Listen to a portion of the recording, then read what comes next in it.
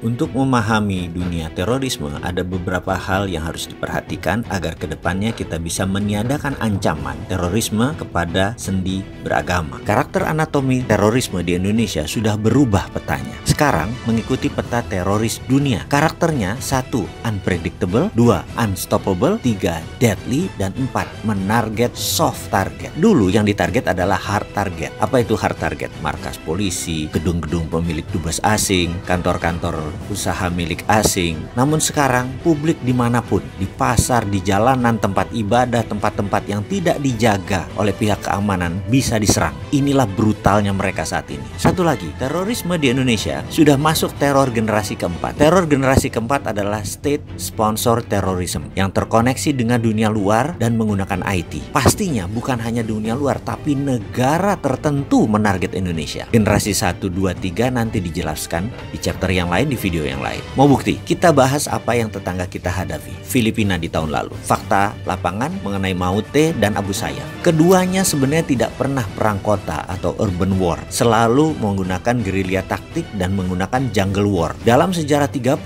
tahun rebelnya mereka itu. Tahu-tahu Maute sekarang serang terbuka di kota Marawi. Urban war, perang kota. Lah kok bisa? Ada 1000 tentara yang mendadak melakukan perang kota dan semuanya pengalaman lagi. Apa yang terjadi? Ternyata ini semua tentara impor. Ini semua mercenaries, tentara bayaran. Ini semua private army. Cara perangnya modern, taktik perangnya modern, senjatanya modern. Inilah yang disebut perang generasi keempat. Berbasis IT, berbasis sosmed, dan disponsori oleh sebuah negara. Bahkan tentara Filipina yang pada saat itu di lapangan lebih dari 10.000 pasukan tidak bisa menguasai Marawi. Bahkan hingga detik ini. Casualties atau korban lebih banyak di pihak Filipina. Bahkan 15 pertama tentara Filipina yang mati semuanya di sniper.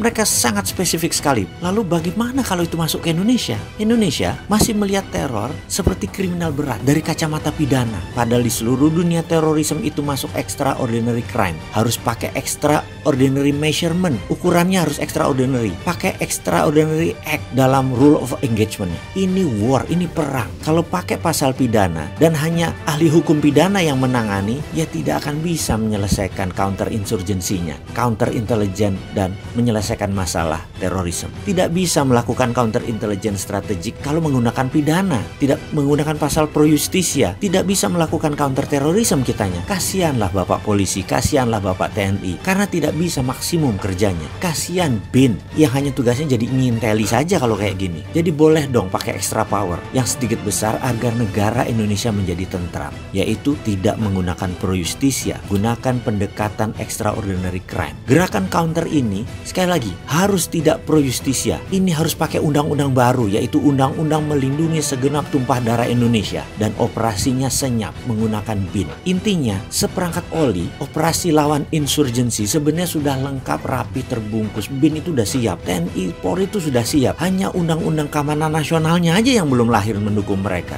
Oh iya, satu lagi yang harus kita ingat. State sponsor terorisme itu tersering pelakunya adalah Amerika. Dan sekedar mengingatkan, Amerika itu tidak pernah menang melawan insurgensi taktik. Sebenarnya kita sudah siap mengcounternya. Kedepan kita harus menjadi negara damai tanpa pengaruh ideologi asing yang suka berperang. Selesaikan mereka semua.